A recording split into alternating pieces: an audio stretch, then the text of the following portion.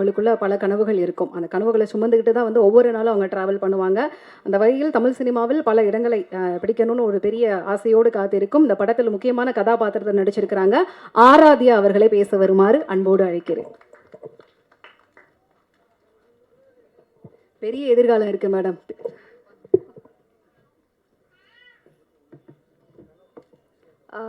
Hi, இங்கே இருக்க எல்லாருக்கும் என்னோட பெரிய வணக்கம். சார், எல்லாருக்கும் என்னோட வணக்கம்.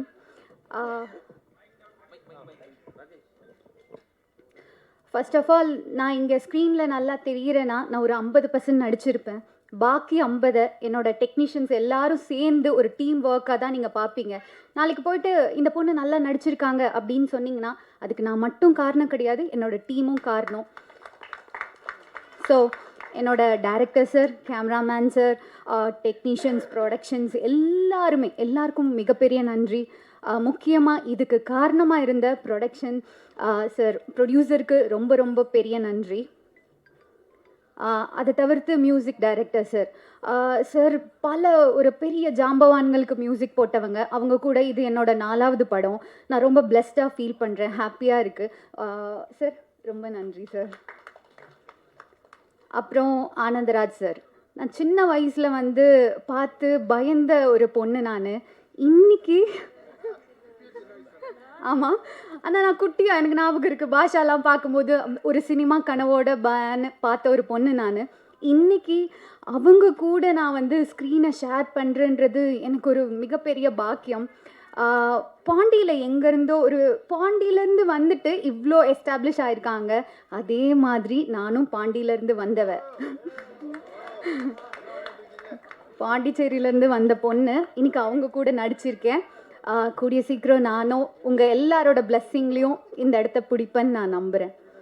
அப்புறம் சம்யுக்தா மேமோட இது வந்து ஒரு ஃபஸ்ட் ப்ராஜெக்ட் நினைக்கிறேன். மேம் வந்து அவ்வளோ சூப்பராக பண்ணியிருக்காங்க.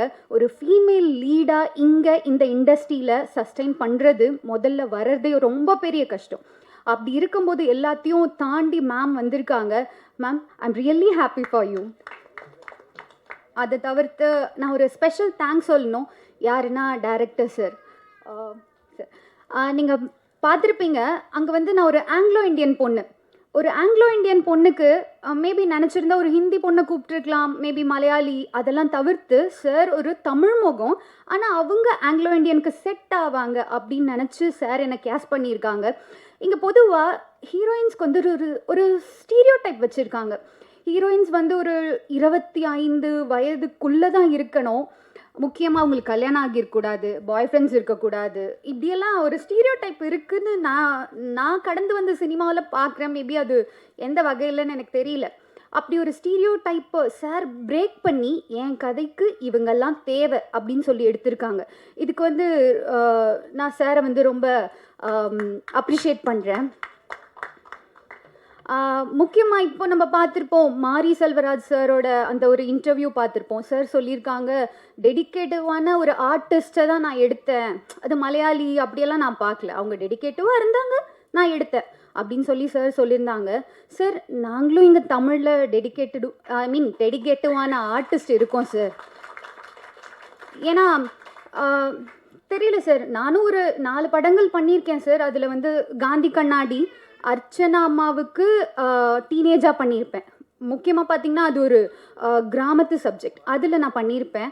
அதுக்கு அப்படியே ஆப்போசிட் பார்த்திங்கன்னா கமர்ஷியல் பண்ணியிருப்பேன், ஸ்டண்ட்டு பண்ணியிருக்கேன், கமர்ஷியலான ஒரு சாங் பண்ணியிருக்கேன். சார் ஞாபகம் இருந்துச்சு, இங்கே பார்க்கும்போது சார் கூட ஞாபகம் வச்சு கேட்டாங்க, அப்படி ஒரு ப்ராஜெக்ட் பண்ணியிருக்கேன். டெடிக்கேட்டிவ்னா என்ன டெடிக்கேஷன் சார்? நாங்கள் எங்களால் முடிஞ்ச எஃபர்ட் போடுறோம், ஆனால் அது உங்கள் கண்களுக்கும் உங்களோட பார்வைக்கும் உங்கள் காதுகளுக்கும் வந்து சேரலை.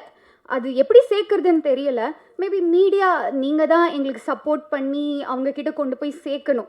டெடிக்கேட்டிவான ஆர்டிஸ்ட் நாங்கள் தமிழ்லேயும் இருக்கோம். ஸோ நீங்கள் எல்லாருமே எங்களுக்கு சப்போர்ட் பண்ணோம்.